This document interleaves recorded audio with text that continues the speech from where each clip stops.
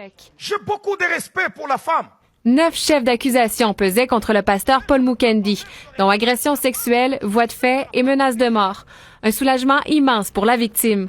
Évidemment, on est très satisfait du verdict. On est surtout satisfait pour la victime au dossier pour laquelle le processus de dénonciation a été long, a été ardu.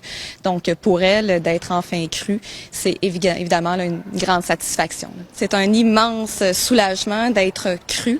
Elle a eu la tête haute durant tout le procès. C'est un procès qui a été difficile. J'ai parlé de son processus de dénonciation. Donc, évidemment, pour elle, là, c'est un moment là, qui est très, très positif pour elle. Aujourd'hui âgée de 31 ans, la jeune femme a été victime de Mukendi pendant 14 ans. Les gestes se sont produits entre 2002 et 2016. C'est sa mère qui l'aurait offerte en offrande au pasteur. Les premières agressions sexuelles ont débuté lorsqu'elle était mineure. La couronne a demandé une détention immédiate, ce qu'elle a obtenu.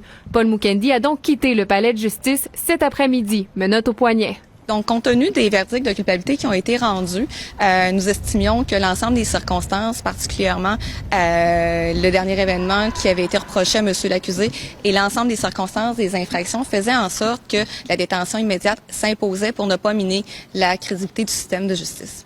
Paul Mukendi reviendra en cours à la fin de l'été pour connaître sa peine. Pour le chef numéro 2, qui est d'exploitation sexuelle, il y a une peine minimale et évidemment, il y aura une peine globale d'imposer pour l'ensemble des 9 chefs d'accusation, qui sera certainement là, une peine de détention de longue durée qui sera recommandée par le poursuivant au juge. Rappelons que les jurés étaient séquestrés depuis le 25 juin dernier, sans savoir que d'autres femmes ont aussi affirmé avoir été victimes d'abus sexuels de la part de l'accusé. Pascal Robitaille, TVA Nouvelles, à Québec.